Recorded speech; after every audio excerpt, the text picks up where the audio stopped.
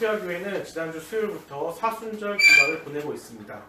코피아 교회는 사순절을 맞이하여 초보 신앙으로부터의 출애굽이라는 주제로 이 기간 동안 묵상하고 있고, 세부적인 목표로는 첫 번째, 하나님의 것을 하나님께 드리는 신앙이, 예수 안에서 나와 이웃과 교회를 세우는 신앙이, 세 번째, 사람이 아닌 하나님을 의지하는 신앙인이라는 목표를 가지고 묵상하며 사순절 기간을 보내고 있습니다. 여러분들 잘 묵상하고 계시죠? 사순절을 맞이하여 새벽 예배도 그 사순절 그 흐름에 맞추어서 설교를 하고자 합니다. 말씀을 나누고자 합니다. 오늘 우리가 읽은 시편 75편은 하나님을 찬양하고 감사의 고백으로 시작합니다. 1절에 보니까 하나님이여 우리가 주께 감사하고 감사함은 이라고 고백으로 시작을 합니다. 여기서 나와 있는 감사라는 단어는 찬양하다라는 또 다른 용어입니다. 그래서 이 구절을 하나님이여 우리가 주께 찬양하고 찬양함은 이라고 해석도 할 수 있습니다. 그렇다면 시편 기자는 왜 하나님께 감사하고 있고 왜 하나님께 찬양하고 있는 걸까요? 하나님께 감사하는 이유는 무엇이고 하나님께 찬양하는 이유는 무엇일까요? 바로 2절에 그 시편 기자의 고백에 이유가 나옵니다. 이렇게 고백하고 있습니다. 2절입니다. 주의 말씀이 내가 정한 기약이 이르면 내가 바르게 심판하리니 라고 기록하고 있습니다. 즉 시편 기자는 하나님께서 이 땅의 심판자이시기 때문에 내가 하나님께 감사하고, 하나님께서 이 땅의 심판자이시기 때문에 내가 하나님을 찬양한다라고 고백하고 있습니다. 그러면서 누구를 심판하고 누구를 벌하시는지는 10절에 나와 있습니다. 또 악인들의 뿔을 다 베고 의인의 뿔을 높이 들리로다 라고 기록하고 있습니다. 즉 하나님께서는 악인들을 심판하시고 의인들의 뿔을 높이 드시면서 이 땅 모든 사람들을 심판하신다는 내용입니다. 그 심판하시는 하나님을 감사하고 찬양한다는 것이 시편 75편의 주된 내용입니다.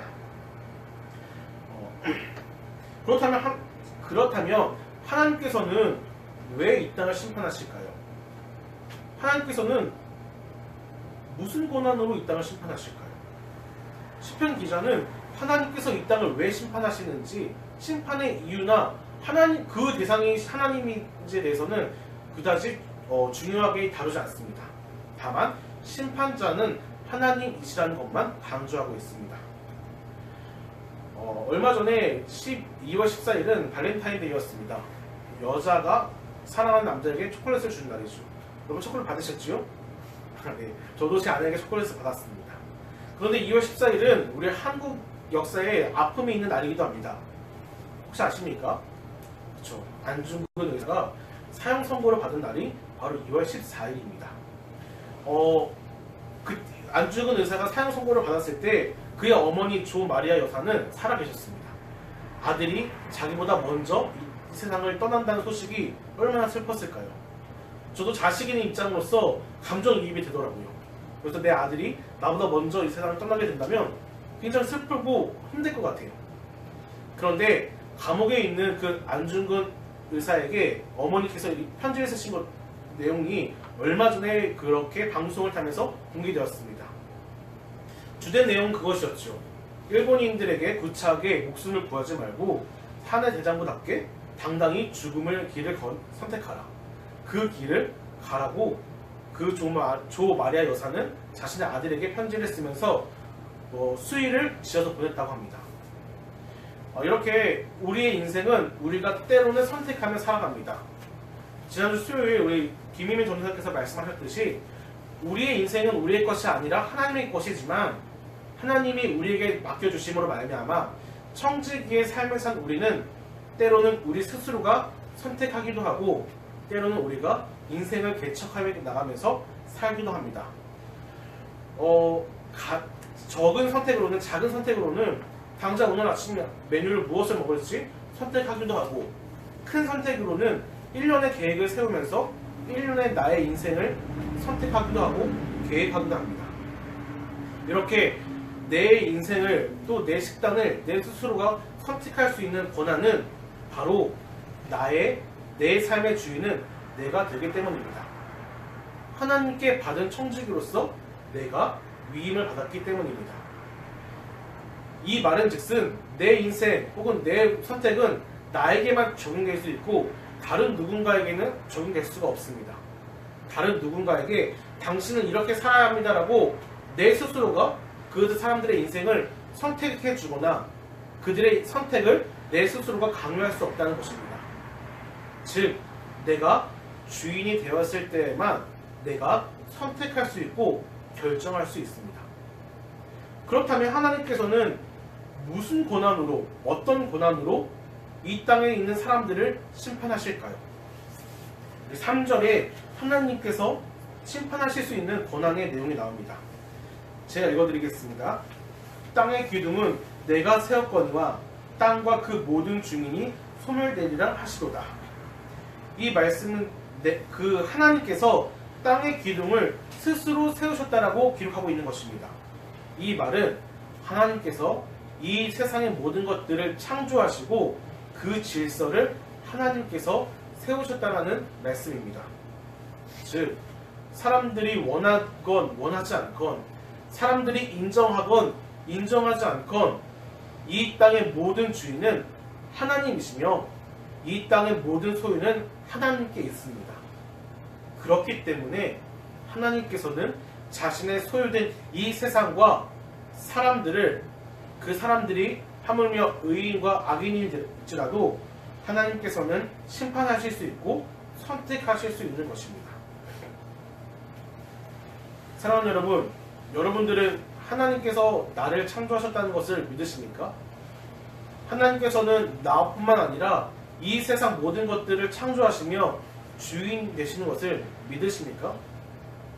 그렇다면 우리는 하나님께 나의 선택권을 드릴 수 있어야 합니다.